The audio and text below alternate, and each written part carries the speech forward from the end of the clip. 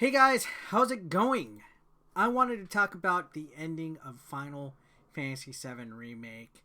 I've never seen a game in most recent memory that's been as polarizing as this one, especially when it comes to the ending. Now, I just recently played the game to completion on normal mode and reviewed it on the channel.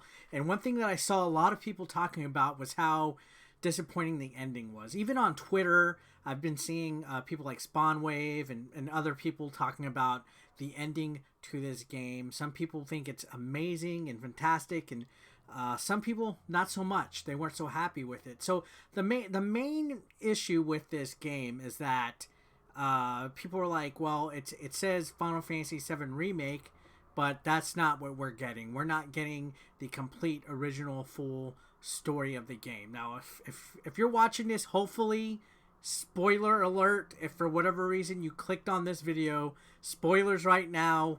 So if you don't want to get spoiled, leave. I don't know why you would be watching a video about the ending of Final Fantasy VII Remake, but we got to knock that out of the way. The game is essentially just the Escape from Midgar arc, like the first part, like the Midgar section of the game. So, the beginning, then when you actually go to the town and meet the Avalanche crew, then you go to like the Shinra Tower, and then you escape that. So somehow they condensed about 8 hours of the original Final Fantasy game into about a decent, solid 40 to 50 hour game, depending on how quickly you play through it. A lot of people had their doubts as to where that whole mission, that whole first part of the game, would work as a full story arc. And I personally, in my opinion, think it did do good. Now, there was one huge main thing that was changed to this. Now, they changed a lot of stuff to this game. There was a lot of different things moved around, added on, character development, and I feel that it was great in regards of doing that. Like, they managed to make the story and the lore of Final Fantasy VII mean something. I mean, in all honesty, within recent years, since this game come out, Final Fantasy VII's been probably the most beloved game of the whole franchise. Of all the Final Fantasy VII games that come out, and 8 and 9, and all the ones since then, people always go back to Cloud and Final Fantasy VII being like the favorites and everything. So I saw this kind of as a way of reopening that. Like the way that they expanded it and making it into multiple parts, which we'll touch on that. I have a theory, is it's able to make that lore of the Final Fantasy VII universe something more, something bigger than what we saw in the original. Now, if you've played through the game, you've seen these things. They kind of look like the Dementors from Harry Potter. They are the Whisperers, and what they are is they are creatures or beings, like specters, that are responsible for making sure that destiny doesn't steer off. Basically, the path that everybody is destined in the world of Final Fantasy VII. They're in charge of making sure that it doesn't get affected. Now, here's where things get interesting, and I looked at other people talking about this online as well. It goes into the whole idea of alternative timelines. Now, the Final Fantasy VII Remake boss is Sephiroth, alright? So, in the original, you've played the original game, he comes back, they thought he was dead, he kills the president of Shinra, and then he takes certain stuff from the labs in order to basically take over or do his mission or whatever. So Cloud and the crew go out into the world and they try to stop Sephiroth, but they changed it in Final Fantasy VII Remake. In fact, you fight Sephiroth right away at the end of the game. He's like the final boss, and it's different because it's revealed earlier in the game. Now, when you go into the first chapter, you have the whole, where they go into the reactor and they Cloud sees a vision of Sephiroth, and they have the Dementors or the Whisperers pop up, and they appear at certain times of the points. Red says somewhere in the game something about them being arbiters of fate, that they're drawn to those who attempt to alter Destiny's course and ensure they do not. So every time in the game, that is something that's referencing from the original. something happens or something changes. They show up and they basically make sure that time doesn't change. If it's kind of weird. If when you play the remake, if you look at the cutscenes, they have the Whisperers show up, and then they show up after Aerith is there. They show up different parts throughout the game to kind of ensure that the original timeline. You got to think of, here's the original Final Fantasy VII timeline. Here's the events that happened, and then here's the remake, and here's the events, and everything's matching up. The Whisperers are over here making sure that the original timeline doesn't get altered, and then events happen, such as the battle of Sephiroth at the end, and the Whisperers get killed in the process. So now there's nobody to make sure that the timelines stay connected. The Whisperers get killed, so now the timeline's going this way. It's basically like an alternate timeline. Now, there's like moments like Barrett gets impaled by Sephiroth, which didn't happen in the original game. Then the Whisperer comes, and they shield the blow. They save him. Professor, what's his name? Hojo? The guy inside Shinra, he's gonna say something to Cloud and reveal some kind of like secret about him not being a soldier, and then the Whisperers drag him away. When Cloud meets Aerith, they scare Aerith off because she wasn't supposed to be there.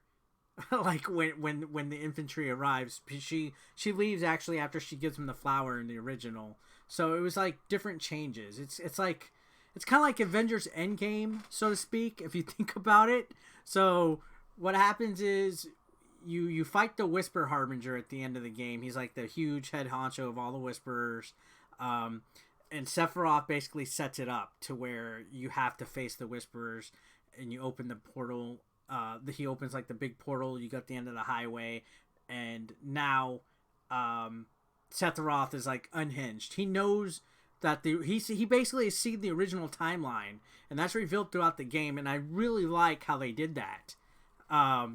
There's points in the game where it's not following the original story as close as it does anymore. They show guys different changes and stuff. You show a montage at the end of what happens. So basically, I think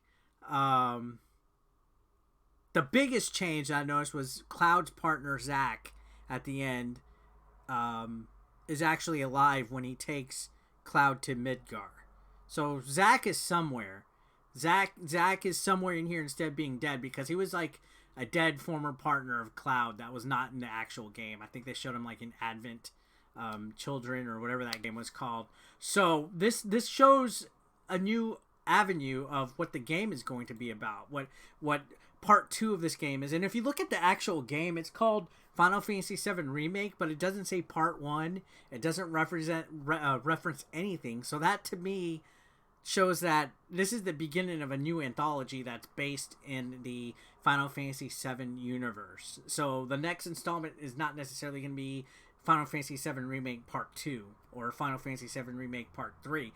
They're going to be a series of games, 40 to 50 hours each, with a story arc of a certain part, and it's going to be set in the Final Fantasy VII era, and it's going to build a bigger lore. Think of it kind of like a Marvel Cinematic Universe, but now it's a Final Fantasy VII Cinematic Universe, and the door's paved wide open now, because the rest of this story is not going to follow the original Final Fantasy VII, because the Whisperers are gone. There's nothing stopping Destiny from being changed. The Arbiters of Destiny are gone. Cloud and company killed them because Sephiroth set it up. He opened the portal. Sephiroth saw the original timeline. He wanted to change it. And sure, some people have actually said, okay, this seems like it's lazy writing, kind of, and they wanted to add timeline and stuff.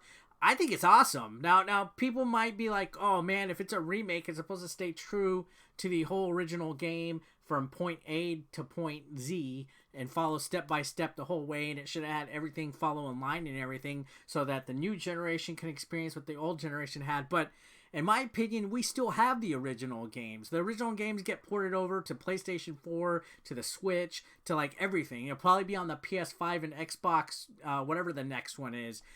You still will always be able to play the original Final Fantasy VII, and it will be its own thing in its own regard. But now we have this new alternative timeline set that has so much potential that it genuinely makes me excited for what the future has, considering with Zack still possibly being alive, Aerith possibly not going to be killed at all. The whole door is open for her to be alive, which is what fans have been clamoring for. New people could die. Barrett could die. Cloud could die. There could be a whole new echelon of characters, villains. The Rufus from Shinra is still there at the end with that big cutscene. You have all sorts of potential for a huge, bigger lore to come out of this, just because they switched the way Sephiroth interacts with the story, with the Whisperers and Cloud.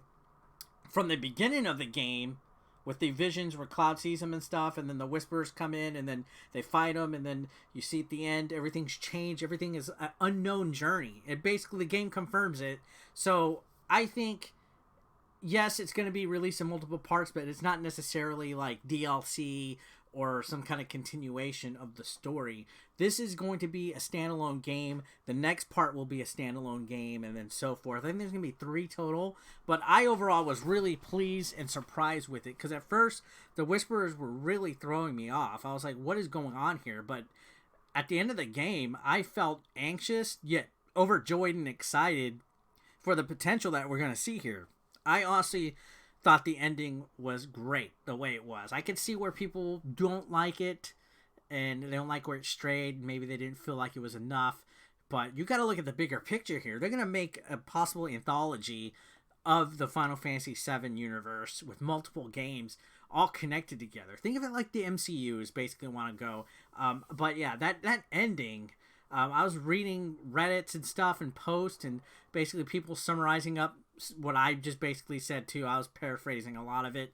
I feel the potential and the changes and the differences they made opens up a wide variety of like a huge scope of Final Fantasy VII that we haven't seen, and I like it. I like that they were able to take Escape from Midgar and turn it into something much bigger than what it was, and make it, the world feel so much bigger, make like so many backstories, character development, and everything behind it. They even made Sephiroth feel like he was more developed, and I'm excited to see what's going on. So what do you guys think? Comment down below, give me your theories, give me your thoughts. Everybody has a right to their opinion, but don't be a dick if you don't agree with what I'm saying. Let's all talk here in a critical discussion. I'm excited for the next game in this potential Final Fantasy VII Universe series. What do you guys think? Subscribe if you're brand new also, and I will see you guys on the next video. Peace out.